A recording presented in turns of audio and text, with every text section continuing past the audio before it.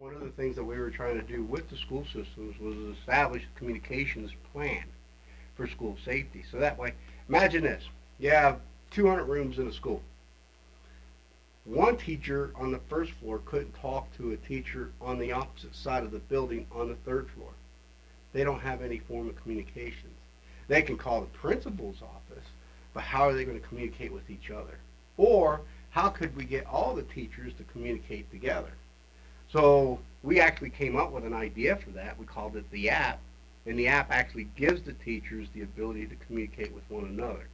The other issue, once you can establish the communications, then you can start helping control the chaos, like what you were getting into earlier. No matter where I've been in my life, comms is your biggest asset that you'll ever have. Mobility. So you have to have the accountability and mobility. So if a situation is happening on the opposite side of the building, why couldn't the people that's not being affected from it start the evacuation process? They could if they knew where the bad guy was. Right. But they can't if they don't know, and that's where you have to have the ability to communicate. You got to have the ability to for accountability. And then once you get it, we call it the X. Once you get everybody off of the X, now you need to reunify. You need to consolidate everybody. And with today's technologies, you can consolidate anywhere.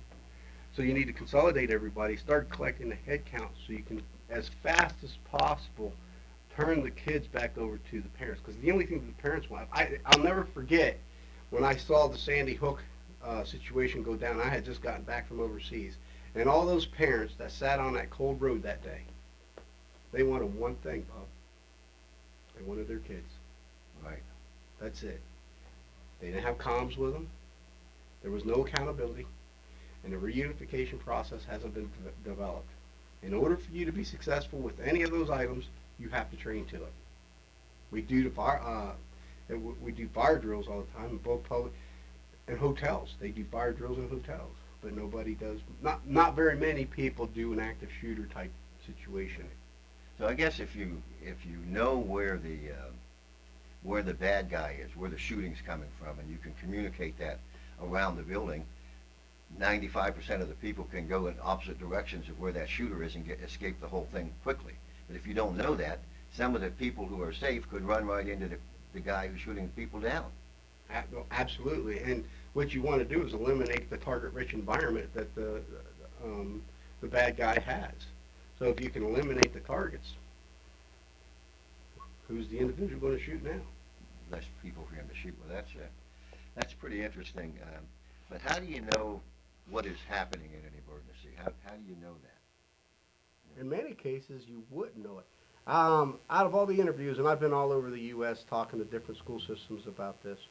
Matter of fact, you talk to some teachers, they'll tell you that when the gunfire started, at first they thought it was somebody dropping books or somebody slamming a locker. And that's normal because we as human beings don't want to have to confront confrontation right away. We want to process so that we can actually start establishing how we can evade that confrontation. So, yeah, if you don't even know what gunfire would sound like inside of a building, you probably wouldn't know that your building has an active shooter in it. Yeah, that's kind of gave me the thought that I wonder how many schools, for example, or any business, that the people in it even understands what that sounds like. Would it be a benefit for them to do some kind of drill and fire a gun in a school, a blank, to let them see what that sounds like? I've done it. Have you? I have. I've done it right here in this area. I've taken both shotguns and different types of, like we break it down to shotguns, 5.56 and 9 mm, so they can hear what a pistol sounds like, so they can hear what a long gun would sound like, and so they can hear what a shotgun would sound like, so they can have a better understanding. And if you were in the mall and somebody all the way on the other end of the mall shot, you wouldn't even hear it. So you wouldn't even know that the bad guy is shooting until all of a sudden you're on top of it. That's true. You wouldn't even know that.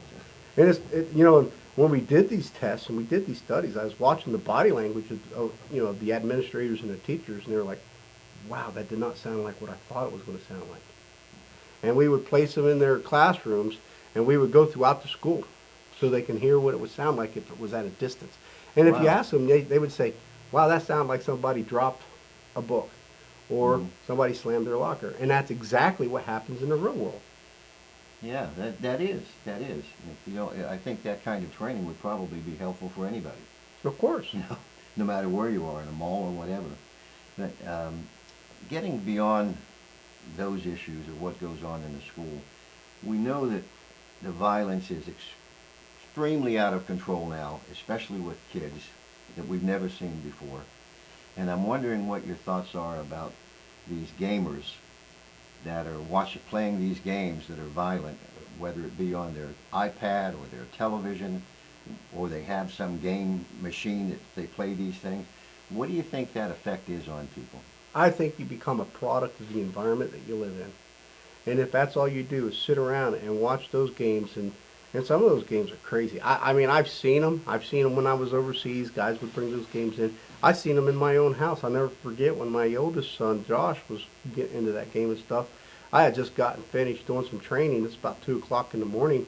I'm like, Josh, what the hell are you doing still up? He looked like a ghost. He said, I beat the boss. I said, what's that mean? So I put him to bed. I went to take a look at the TV.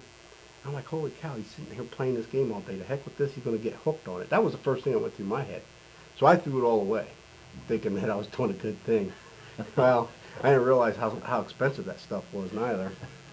But yeah, when they sit there for hours on end and all they're doing is playing those games, nah, that's got to, parents need to step in there and get those kids outside. It desensitizes them. I think Dave Grossman is absolutely correct when he says that, these games, it does several things to your brain. One, you're constantly seeing targets. Two, you get the motor skills, the fundamental motor skills to function with a weapon system. And three, you're used to seeing and hearing a lot of shots being fired and a lot of people getting shot on the TV. On the TV, right. So you translate that and stick that in a real world environment with somebody that is upset, you're going to have the same effect. It's just like what we were talking about with noise. If they thought that they heard a book fall, well, these kids are sitting there for hours on end playing Xbox or Wii or whatever it is. Here's an interesting thing. I was at this one site. We were conducting firearms training. And we had a whole group of students come in that was much younger than we were. Well, actually, nowadays, everybody seems like they're much younger than I am. But when they were up there and they were going through the drills, I literally watched this young man take his weapon when he ran out of bullets, and he pointed down at about the 5 o'clock position off the target. And he shook his gun. And then he went back up, and I stopped him. I says, what are you doing? He says, I'm reloading. You're reloading. He was, because that's what he did in training when he was playing the He was game. playing the game. Wow. So he literally got himself conditioned to where once he ran out of bullets, however they do that reload in those games, he pointed it off at, like I said, it was at the 5 o'clock position. I watched his whole body move over to it, and I just could not believe what I saw. But that is a perfect example of what these games are doing to our kids. Well, that's exactly a case. That person was trained to make that move, and he did it physically, just automatically, playing the game. That's amazing. That's what happens. And that's what the technology that they have in these games now is just, it's phenomenal. Like I said, I've seen it, and to see what these kids are doing today, they have actually, they've killed more people in 2 minutes than I've ever seen in my life. Really? Outside of a big explosion, and it gets pretty gory. I mean, it actually shows body parts being ripped off, or, you can transition. Here's the other thing. I had a kid come to my facility years ago, and he wanted to buy an M4. He was about 18 years old, and I says, have you ever bought a gun before? The young man said, no, sir. And I said, well, how do you know what an M4 is? Gaming. So they already knew what type of weapons, whether they're fully auto, semi-auto, whether it's a pistol and what kind of pistol it is, what kind of optics are on these weapon systems. To me, it's just it was unbelievable. And obviously, I told the young man, I says, look, you go get your mommy and daddy and bring them down here before I'm going to sell you a gun. Because Wow. I do have an FFL license. So his mother came down and we had a very long discussion. That decision, I did end up selling the weapon system to the young man's mother. And that young man is now in the United States Navy, standing his post on a daily basis, and he turned out to be a good kid. Oh, that's great. That's great. You know, when you see these games, the way they work is they not only teach people to shoot at other people, but they score them with how accurate they are. So they're literally practicing being very accurate so they can win the game, so they can quickly kill a bunch of people. We call that shot placement, Bob. Shot placement. Shot placement. Yes, you want to make sure that you get a kill shot, so you want to get the proper shot placement in order for you to eliminate your target as fast as you possibly can. Now, that sounds like something that makes these games extremely dangerous for everybody. I believe they are. I agree with you. Now, I want to go to one more place with this, and that is, a lot of people know this. You and I talk about it. Other people know this is happening. We know the games are out there. They're still for sale. And the parents keep buying them for their kids. Now, what would you tell a parent about buying that kind of a game, what they should really tell their kids instead of buy the game? Ladies and gentlemen, get your kids outside and let them play. Let them go outside, play in the dirt, go in the woods, run around the woods, get out of the house. Become functional. Motor skills. When you get into basic motor skills, how to throw a football, a baseball, or kick a ball. Right. A lot of them don't have those skills. Because Yeah. they don't go outside enough. They don't play outside anymore. They don't play outside at all. In many cases, they don't want to go hunting. Right. They don't want to walk through the woods and do all those It's things. easier. I've spoken to 50 kids just a few weeks ago. Out of all 50, only 4 of them has ever seen a real gun. And out of them, only 1 of them's actually ever killed an animal and ate it. Wow. So we're getting further and further away from guns on one end of the spectrum, but on the other end of the spectrum, inside the gaming world, we're bringing it right to the house, but we're bringing it into the house in a very negative affirmation. It sounds to me like maybe some education, parental education, is probably what's The required parents right are now. the ones playing with the kids. Yeah. They're not going out and throwing ball with your kid. Gotta go outside. Get outside. Get out. And I think that's probably really good advice. Make your bed first. Um, I think the problem with, I like communications with everything, that we all need to learn and educate ourselves. Do you have any ideas of how we might make parents more aware that these games are dangerous for their kids and their neighbors' kids? I mean, I don't know Dave Grossman personally. I've seen him on several of his talks that he's had. But he brings to light a very important aspect of educating the parents to explain to them. So if I sit back and I say, okay, look, what is something that I can say that would impact you the most? Imagine this. As the games became more violent, the school violence became more violent. They almost go up together. Mm-hmm. So look at it from the perspective.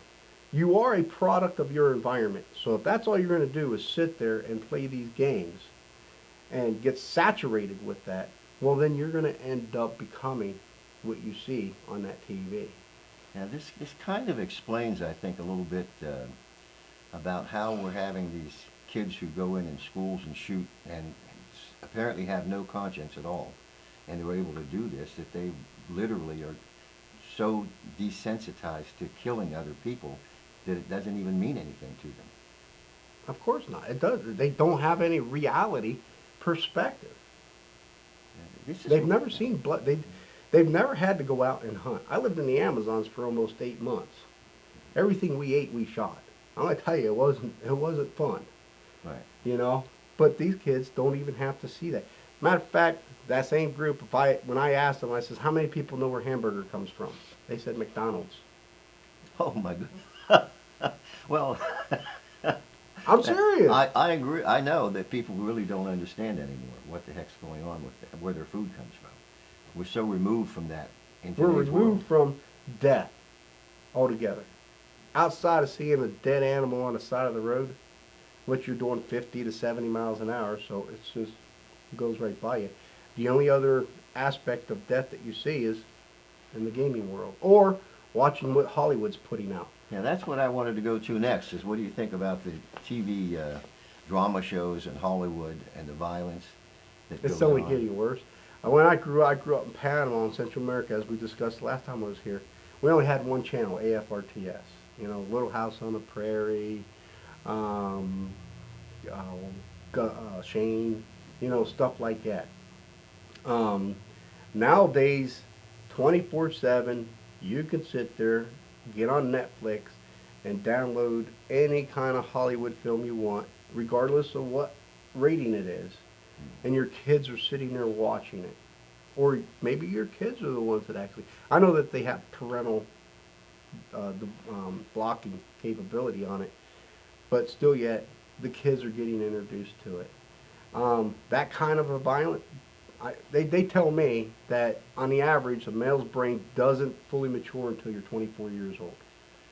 That is the current thinking, that they're 24, 25 years old before they do mature. That is correct. Well, we have high schoolers going into schools that get upset and start shooting people, and the vision or the stuff that they take in is in the gaming world and what Hollywood puts out. That the television and Hollywood movies, they generally utilize their programming to oftentimes to basically you do some propaganda work. Of course. And they do these little vignettes of the story they want to tell within their story so that they can get this information out on the program that they're promoting this event.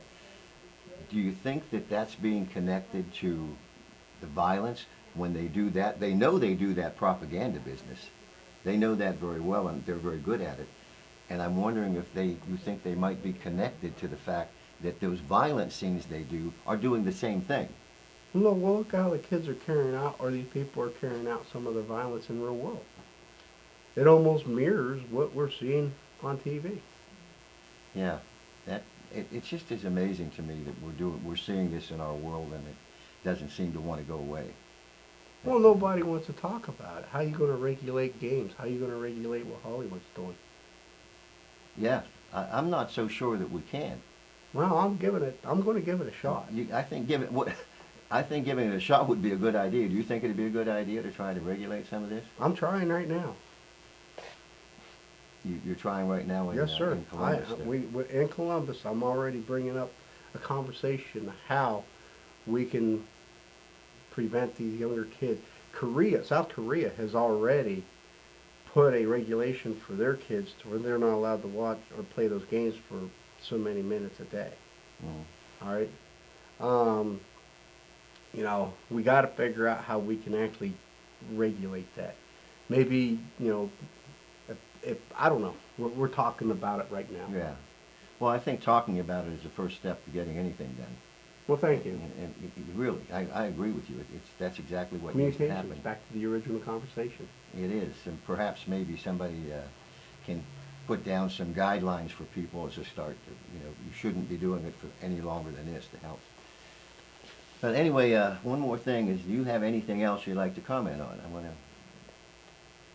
No, not really. I mean, I unless you got something else down there in your notes that I should No. be talking about. But Uh, as of right now, when it comes to the topic that we were talking about, truly I believe that training, we've got to establish we call task conditions and standards. There's got to be training for our public facilities, our churches, and our schools.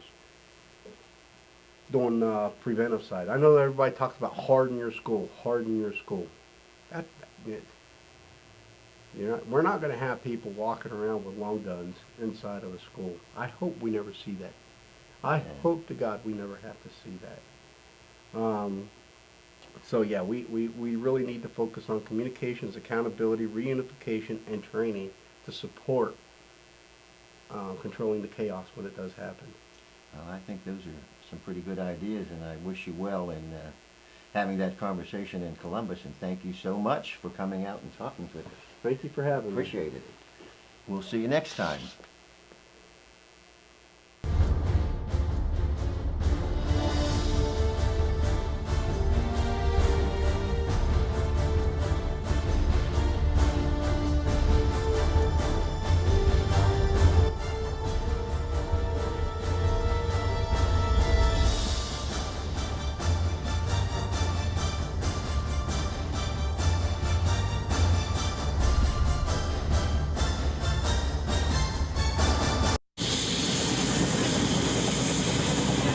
Video and media technology have changed dramatically over the years.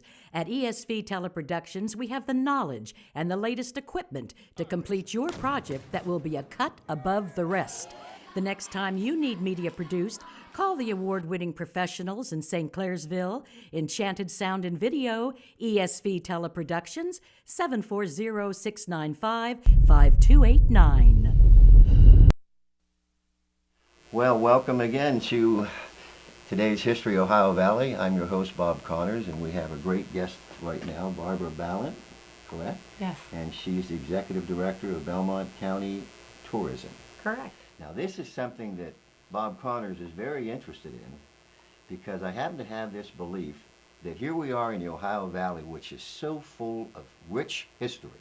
It is just amazing what is around us. And those of us who live here often don't go bother looking at all of this great stuff, and people from out of state come here to see it. Right, Is so that correct? true. Yeah, so Yeah. true. With that going on to starting, what is it in Belmont County, what is there to do that comes to the top of your mind? What You know, it's funny that you say that because there are so many people in this area that are looking for something to do, but they don't look what's right in their own backyards. They're traveling out of the area to go to out to do outdoor recreation, to go fishing or to go kayaking, and we have that right out at our Bart Camp, for instance. We have great museums, and they travel out of the area to go see museums. So what a better museum to visit than one that's right in your neighborhood that talks about the rich history that we do have in our area. So we do have a lot to offer. We have small fairs and festivals in our communities, and then we have the largest country music festival, outdoor country music festival in the country. Yeah, that is really an amazing thing. It that is. happens. And I don't know that the people locally understand just how big that is. Yeah, we bring hundreds of thousands of people to this area, so it impacts the tourism office definitely and the economic development in our area. Well, certainly would be a lot of beer sold there. Yeah, Walmart's pretty busy then. And that does help the economy. Oh, absolutely, does. absolutely. But speaking of tourism, what exactly does your office do to make this all? So our office is funded by the 3% lodging tax, and state law tells us that we have to use those funds to promote tourist attractions throughout the county. So we use that for our print ads, we use that for all of our marketing tools, that funding. We have grants that we give to attractions and events and nonprofits throughout the area so they can continue. Most of our museums would not be able to survive if it wasn't for the funding that our board is able to supply to them to keep them up and running. So you help keep them alive a little bit. Exactly, Give them exactly. So stimulation. they don't have to worry about the promotion part because we promote all of our attractions and events, not only here in the area, but we reach out to the tri-state area. Oh, good. You have anything near coming soon that's going to be happening you want to mention? Yeah, actually, we have the Wagon Train Festival that's coming up now. That takes place on National Road, Historic National Road, which that road was the first federally funded road in the country, and it spans from Baltimore, Maryland to St. Louis, Missouri. And that whole distance, there are National Pike Wagon Train festivals that go on year-round just to help remind us of how travel used to take place on Right. Historic National Road, which is where you're located, actually. So we have that event coming up, and it's going to be a great event. You know, I think that's one of the things in this area that people aren't aware of, how important that road is.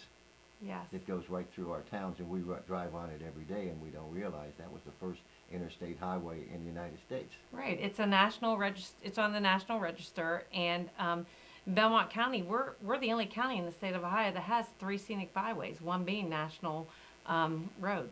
So Wow. we're very fortunate to have that going right through our communities. Yeah, that's, and we just drive over it like it's nothing. Exactly. Not in a It's horse and just a buggy, though. road. I wanted to ask you about what do you think is some of the popular events that people get into in this area? Yeah, of course, Jamboree in the Hills is one of the most popular events, and we call them our premier events, Jamboree in the Hills and the Belmont County Fair, and everyone knows about the Barnesville Pumpkin Festival. So those are our three premier events. And as far as our attractions, I would have to say our museums are our most popular attractions. The more in Barnesville, the museum out there at Belmont County Victoria Mansion Museum, everyone loves to go back there just for their events that they have there because it is such a beautiful facility. Oh, it is. Yes, That is very it's gorgeous stunning. out there. Do you think people from out of town and from people from in the area, is there a place where it's very popular by locals and not popular by people coming in from out of town, or the other way around? Well, I know that the Pumpkin Festival brings a lot of people from out of the area, but it's mostly the people from Belmont County and the surrounding counties. But you would be surprised to how many people from all over the country have visited the Dickinson Cattle Ranch in Barnesville. Really? And it's one of our most unique attractions that we have. And when I go to the bus tour shows, a lot of them have the Dickinson Cattle Ranch as a stop, because who would have ever thought that in Belmont County, Ohio, we'd have a Texas Longhorn Cattle Ranch? I know. I think that I've been out there to visit that particular one, and I suggest anyone who wants to have an interesting time to go out there. Yeah.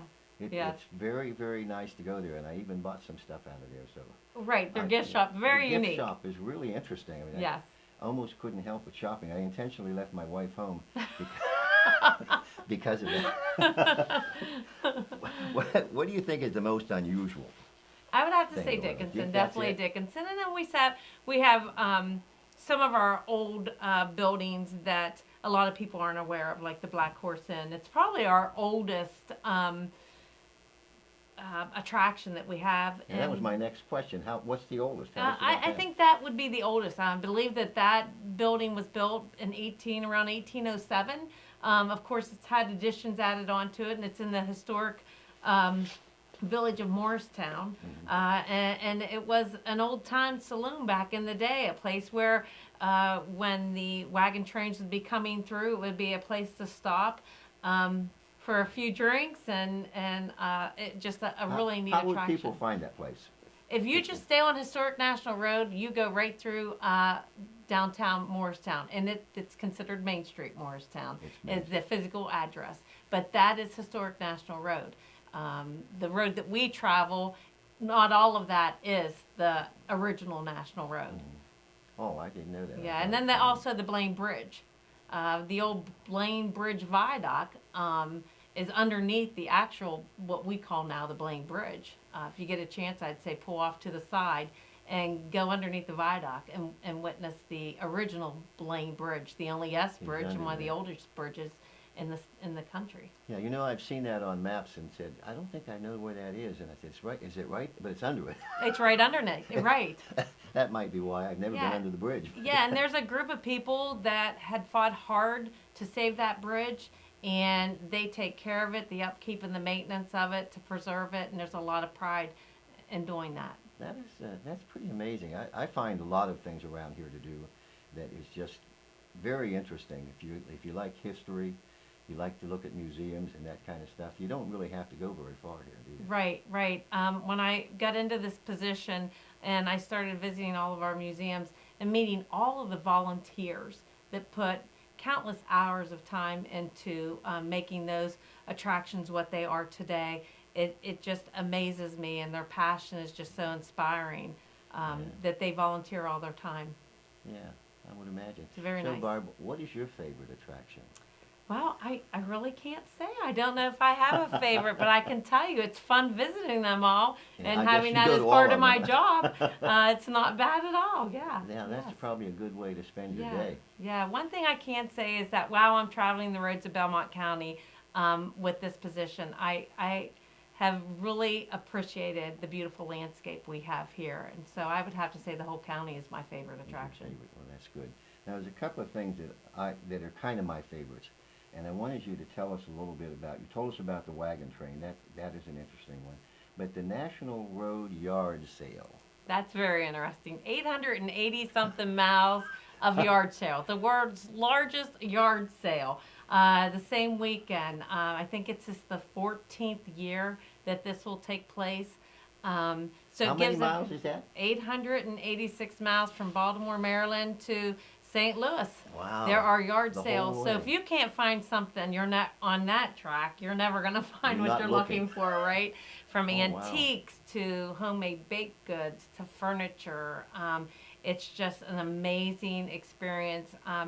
And so people travel from far away just to get on National Road to enjoy that weekend of the yard sale. And it's a 4-day long event, but what's so nice about it are the participants can participate whatever hours they please. Yeah, well, that is really fascinating. Yeah. I've always found that one very interesting. Yes, And- yes. And we have several people here who get their things out on that day, and Oh, it's a great opportunity. If you have a business on National Road, that's the best time to have a sidewalk sale. just right there. Well, I Right. guess that would be. Yes, That yes. would be a very, very good. And when does that happen? What date? That's the first weekend in June, so it'll actually start May 30th and go through the 3rd of June.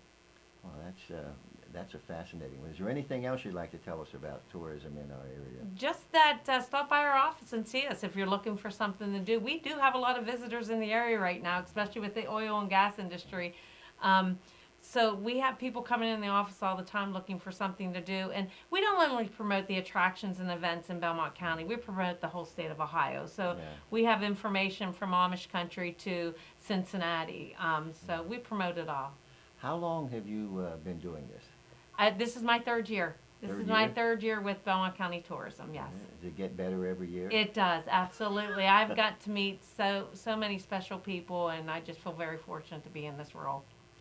That's really, I think it's a very interesting job that you have. It is. You know, one of our historic areas was on a national television program on history recently back in the early days of settlements here, and it was the Betty Zane story My hometown, was reenacted on the History Channel. yes. I wonder how many people around here know they were watching something that happened right here. Right, right.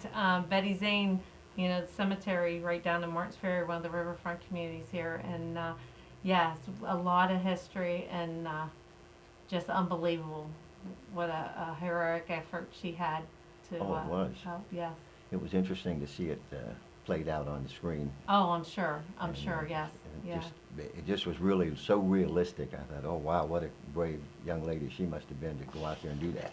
Right, right. So for years, Martins Ferry's had what they call the Betty Zane Day Festival, and it's usually the first weekend in August, and they just continue that festival to remember their heritage and the history of that community.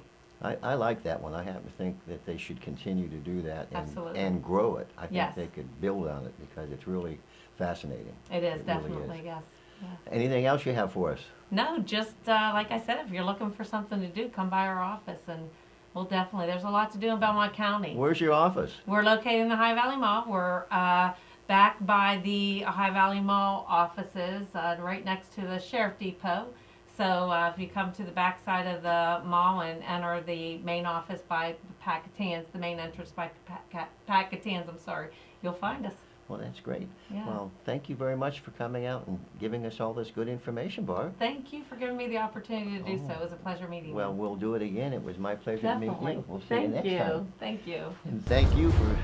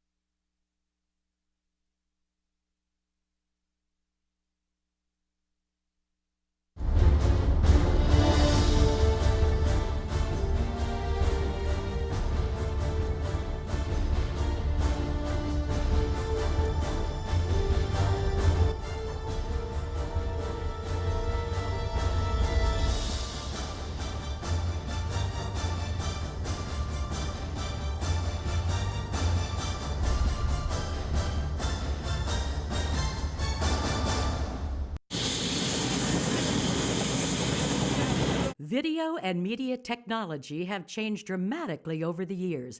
At ESV Teleproductions, we have the knowledge and the latest equipment to complete your project that will be a cut above the rest.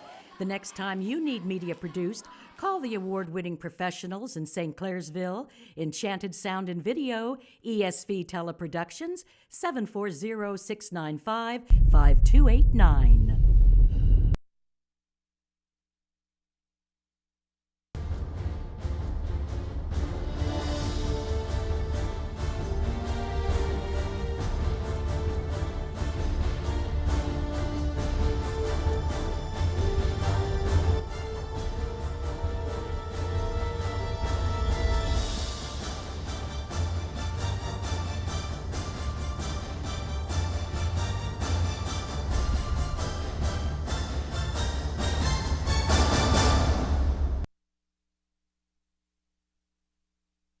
Welcome once again to today's history of the Ohio Valley. Bob's got a tongue-tied this morning, or this afternoon.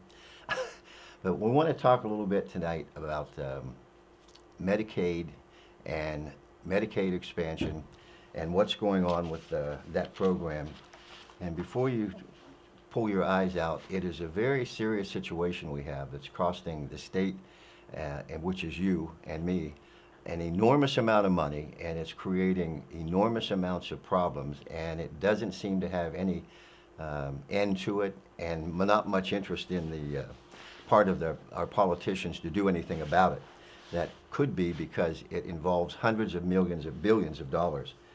Now, we've done some research to try to give you some ideas of exactly what the problem is. Right now we have a lot of people on Medicaid expansion who are able-bodied adults with no disabilities, and they are receiving all of these benefits, and it's leading to more problems than anybody wants to know.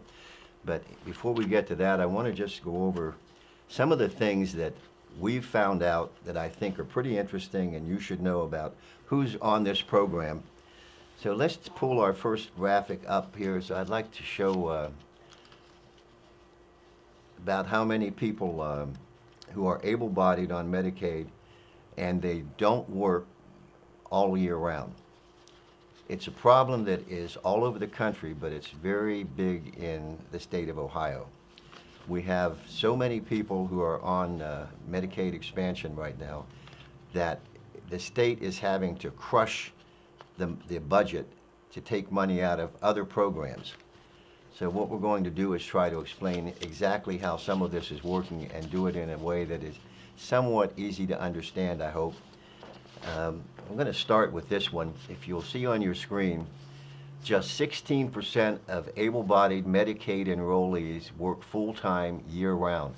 If you look at that little chart, it shows you that 52% of the people who are receiving it do not work at all. Now, these are adults in the work age area who have no disabilities and no reason why they couldn't get a job or be working in some capacity.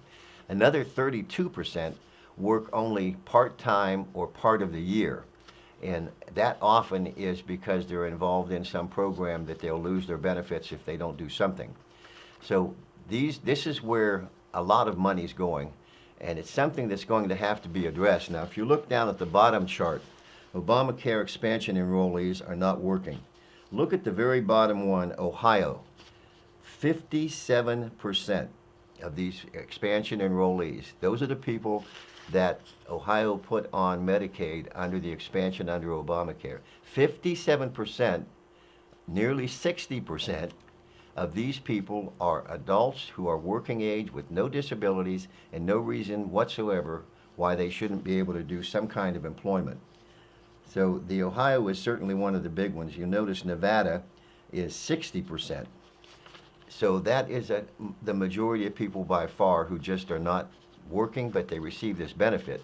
And we'll discuss a little bit more about what it's like to get benefits when you're not working. But I'd like to go on to the next chart here that we have. And this one is going to give us another little interesting perspective here. The problem Medicaid enrollment, it's exploding. with no work requirements. There's no limits, time limits, so they can go on indefinitely. They don't have to get off of it. They're able-bodied adults. They have few reasons to leave Medicaid. So why would they leave it if it's free and they don't have to work or do anything to get it? And they collect the benefits of Medicaid, which is a whole lot of it, which we'll get into at another time. But Medicaid enrollment has more than doubled since 2000. And you look at the chart below, you'll see that nearly 75 million individuals are now dependent on Medicaid, more than twice as many as there were in the year 2000. And you'll notice over on the right corner of your screen, the yellow, that's 2018, 75 million people. 75 million people on Medicaid. Now, why is that so insane for us? Because the rest of the people who are out there working and paying their health care and doing what they can to take care of themselves are paying for this. And the largest portion of the people who are receiving it are not working. They're not contributing to the benefit.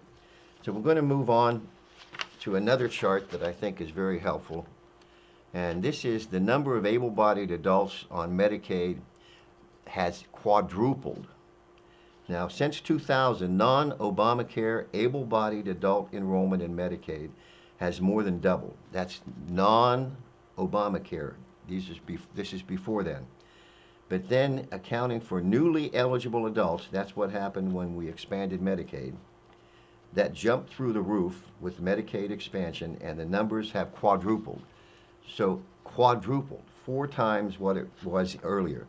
So look at that number on the right side of that top chart in 2018 is 28 million people. Now these are all 28 million people who are able-bodied adults working age. I think we have the wrong chart up there. We got somehow there. I think we're back one more. We got to go back one more. We're kind of. Let's go back. There you go. Now move forward one. I'm sorry, that was my mistake. Now, one more. There you go. So, I'm sorry about the charts, but we'll get this squared away. But Medicaid spending is really going through the roof. And what's the thing to remember, I think, in this particular thing is it's not about people. Medicaid and Medicaid expansion especially was all about the money. It wasn't about the people who are going to benefit. They're just the means of moving money.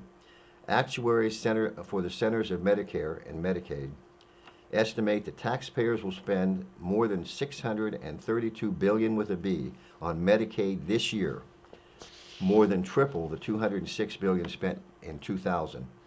The skyrocketing enrollment, including in Obamacare's Medicaid expansion, is responsible for more than 70%. Now, I find that to be outrageous. Medicaid expansion is responsible for more than 70% of this out-of-control spending. And there is no interest on the part of, in Ohio, Governor Kasich is just insistent that there is no end to the money and we can just spend this money as we like and there's no problem.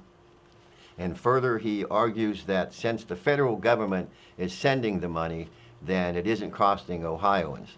Well, I submit that the federal government really doesn't have any money until they take it from the people.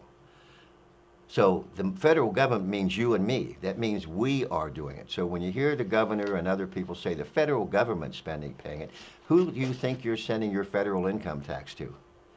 Where do you think your federal income tax is going? Back to people like John Kasich, who wants to spread money around because it's not his. But look at that number, $633 billion is a pretty amazing amount of cash that we're spending on people, mostly people who are able to go out and get a job just like anybody else, and they just don't want to, so they don't work. But we'll get into that too in a second here. The next chart below, Medicaid spending on able-bodied adults has increased by more than 700%. Now, that chart, I think, is the really amazing one. If you look at the 2018 side, that's $158 billion with a B, and these numbers represent people on Medicaid expansion who do not work, who are capable of working, who adult age, working age, no reason whatsoever they couldn't go out and get a job, but they're not working. So I wanted to show you those numbers because we can talk about it all day, but until we look at what we're spending, $158 billion on people who just really don't want to work. That's pretty amazing.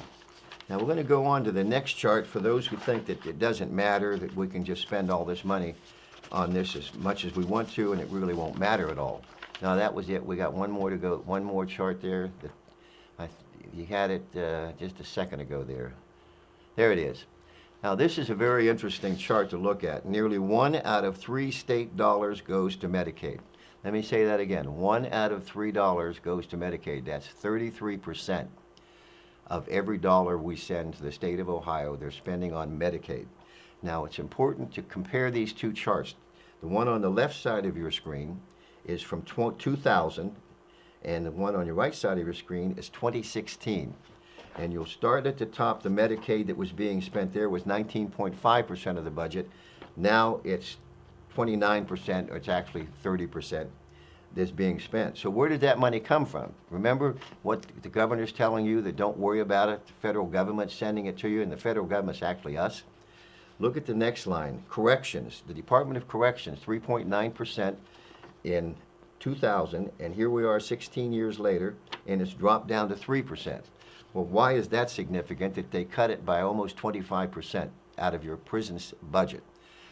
Our prisons are jammed with people, overflowed because of the drug problem, the crimes that go along with it. So we've increased our number of people who need to be incarcerated and cut the budget for the prisons by 25% so that we can afford to give people who don't want to work Medicaid expansion.